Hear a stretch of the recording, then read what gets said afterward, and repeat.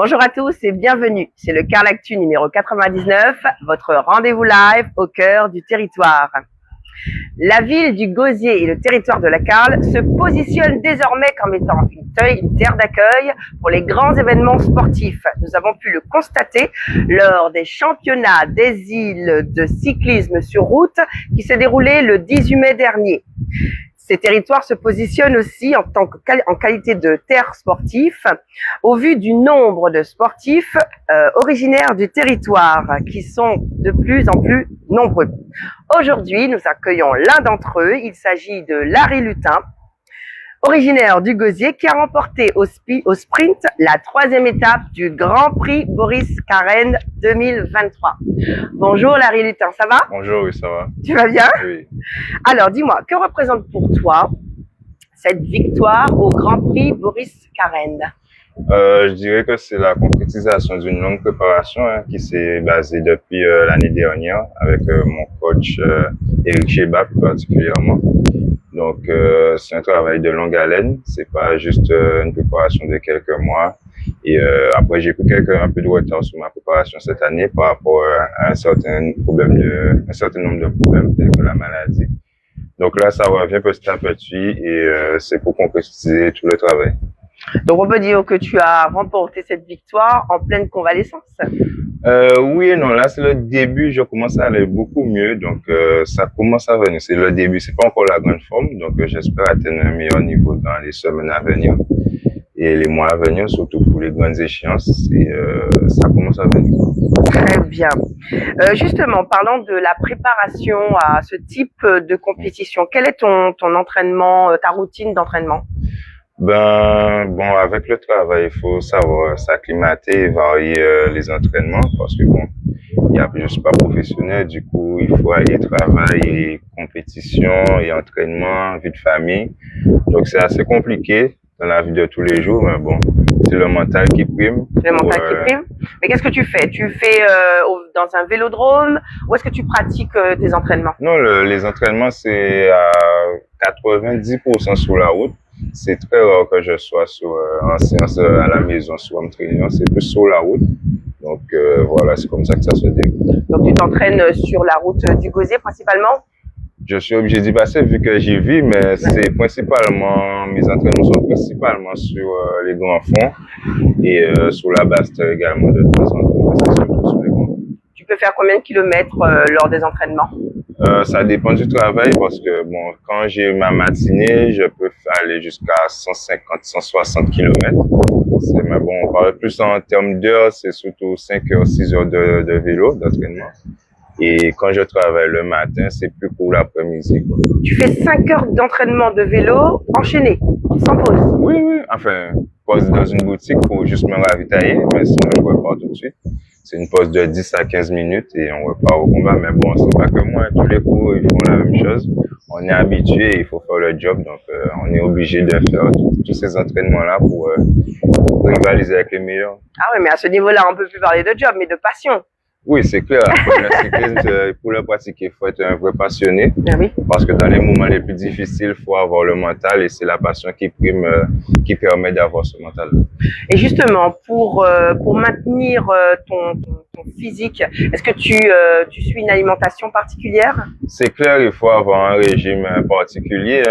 Faut pas manger du n'importe quoi. Après, bon, comme je dis, nous sommes pas, moi personnellement, je suis pas au pied de la lettre. Puisque bon, c'est quand même une passion. Je suis pas professionnel, mais j'essaie de faire le job au maximum. Surveiller ce que je mange, ne pas manger n'importe quoi, respecter les heures de repas et voilà. Donc chez toi, on voit passer racines, fouilles à pain, la plupart du temps, c'est surtout des racines et du poisson, la plupart du temps. Donc j'essaie de manger souvent, même avant une compétition, beaucoup de patates douces, des racines et après, c'est un apport en sucre lent qui vient de chez nous, donc j'en profite. Ah oui, mais on pense souvent le contraire, mais nos produits locaux sont excellents pour avoir une alimentation équilibrée. Hein. Effectivement, selon moi, on est sur une île assez complète, donc on a tout ce qu'il nous faut pour vivre. Alors, je vais rester un petit peu sur ta préparation physique. Est-ce que tu es vu par un kinésithérapeute, par des spécialistes? En fait, ça dépend de la période, mais pas ces jours-ci, je suis pas vraiment chez le kiné, mais j'ai un médecin du sport qui me suit, monsieur Chérubin. Donc, c'est lui que je vois dès que j'ai un petit souci de santé, j'ai un coup de moins bien. Et après, il faut faire des analyses pour voir si on n'a pas de carence, puisqu'on dépense énormément. Donc, voilà, c'est ce qui se fait. Justement, c'est vrai que comme vous transpirez beaucoup, vous pouvez souvent être en hypotension et d'autres problèmes. Glycémie, etc. Exactement. Qu'est-ce que tu fais pour pallier à ça? Ben justement, on a des compléments alimentaires et des boissons à l'effort qui nous permettent d'être hydratés. Mais des fois, ça peut être plus profond, donc il faut faire des analyses pour voir vraiment qu'est-ce qu'on a, qu'est-ce qui nous manque. Et après, c'est le médecin qui décide. Après, musculairement et ossaturement parlant, j'ai l'ostéopathe aussi qui me suit, Madame Valentino, parce que c'est très important. Après une chute, pour mettre les os en place. Donc, c'est vraiment une grosse logistique. On est amateur, mais on est obligé de fonctionner comme des professionnels pour être compétitif. Oui, parce que la posture sur le vélo, c'est quand même le dos penché. Ouais. On est d'accord? Et au niveau du dos, ça va bien pour toi? Non, après ça, c'est au début de saison, tout le monde a un peu mal au dos puisque bon, la musculature n'est pas encore préparée, n'a pas encore assez travaillé pour supporter la charge, mais après, au fur et à mesure de la saison, ça va. Alors, je te pose beaucoup de questions sur les pénibilités de ton sport parce que les gens savent pas à quel point c'est l'un des sports les plus physiques, hein, les plus intenses. Donc, c'est important de dire aussi qu'à côté, il y a de la préparation, il y a des traumas, il y a beaucoup de choses importantes. C'est sûr, ça fait maintenant 17 ans que je pratique, donc c'est pas du jour au lendemain, on se met à vélo et on gagne des courses, à part pour les doués. Donc c'est un travail de longue haleine. Donc, c'est pas du jour au lendemain que ça se fait. Alors, justement, tu viens de nous dire 17 ans, depuis 17 ans que tu pratiques ce sport. Comment l'as-tu découvert? Ben, je suis né dedans, je dirais, puisque mon père pratiquait. Donc, j'ai toujours été regarder les compétitions, ça m'a toujours intéressé. Et après, ça a été tout naturellement dans ce sport-là que j'ai voulu me tourner. D'accord. Et quels sont, du moins, justement, alors, j'ai ouï dire, tu vas nous confirmer, que tu as un métier particulier. Oui, il faut savoir que, bon, à part du vélo, je suis policier de profession. Policier municipal. À la ville du Gosier.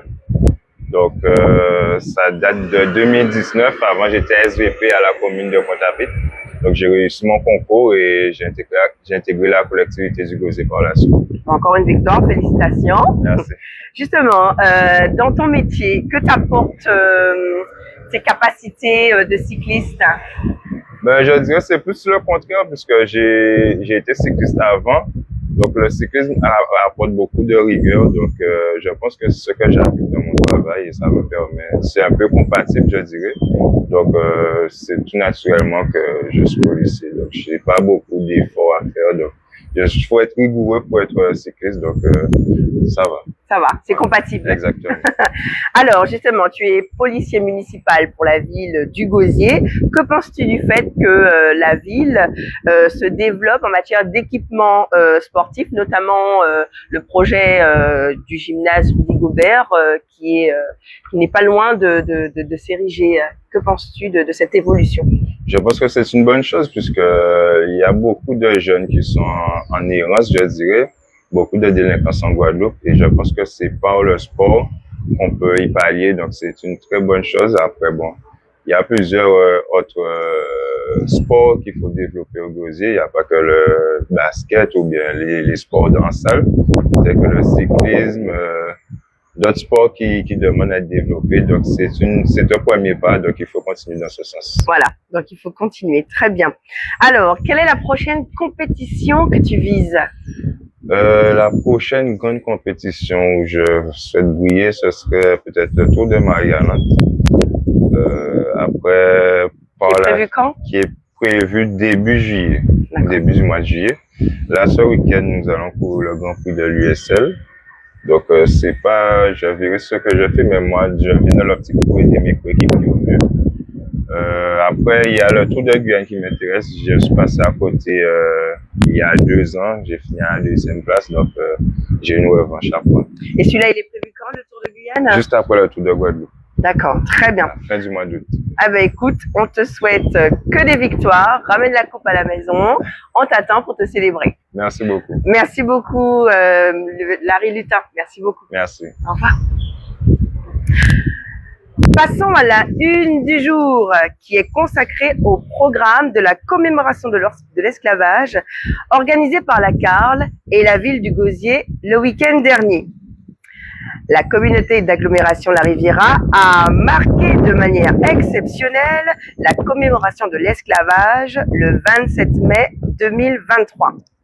Les animations se sont déroulées à la fois à Sainte-Anne et au Gosier, offrant aux habitants et aux visiteurs une célébration mémorable de cet événement historique. À Sainte-Anne, sur la place de la mairie, les festivités ont débuté avec les performances du groupe de Lakou Véranda, groupe mythique composé en grande partie d'enfants et d'ébènes, un groupe de femmes talentueuses. Leur musique a fait vibrer le public au rythme traditionnel du Gros Cas. Pour ajouter une touche de narration captivante, BML, le conteur animateur, a partagé des histoires poignantes sur l'esclavage, plongeant l'audience dans un voyage à travers le passé. Simultanément, au boulodrome de la Dacia au Gosier, une conférence-débat animée par le comité marche du 23 mai 1998 a offert un espace de réflexion et d'échange sur les conséquences de l'esclavage. Puis, la scène s'est animée avec les prestations de Loïc Amboulé et Niuka, JM Samba et le talentueux Dominique Coco. La soirée s'est poursuivie avec le coup de tambour, réunissant les grands noms du cas, tels que Teddy Pellissier et Eric Kozak. Le rythme envoûtant des tambours a résonné dans l'air, invitant les spectateurs à danser et à se laisser emporter par cette célébration de la culture guadeloupéenne. Le moment tant attendu de la soirée a été le grand feu d'artifice qui a illuminé le ciel du quai de l'Anse-Tabarin au Gosier. La CARL, engagée dans la vie culturelle, assume avec force son devoir de mémoire avec le soutien d'acteurs culturels, marquant ainsi une date significative, les 175 ans de l'abolition de l'esclavage. Passons maintenant à l'agenda du jour. Caru nautique. Du 9 au 11 juin, pour cette première édition du Salon du Nautisme, venez découvrir la filière nautique de la Guadeloupe au travers d'expositions et d'animations ainsi que la diversité de l'économie bleue et les possibilités de développement de ce secteur. Venez en apprendre davantage sur notre patrimoine local au travers des métiers et produits locaux. Venez à la rencontre de professionnels et exposants présents à cette exposition. Les infos pratiques. Durant les 3 jours de cette exposition, vous pourrez la voir à la marina du Bas du Fort et les informations sont disponibles au 0590 54 01 96 ou au 06 90 55 01 62. Ou bien sur l'adresse email au villagerdr@marinaguadeloupe.com. La CARL, bien sûr, partenaire des grands événements. Il y aura la région Guadeloupe, Marina Bas du Fort, la île Guadeloupe, le SAD, groupe Les îles de Guadeloupe.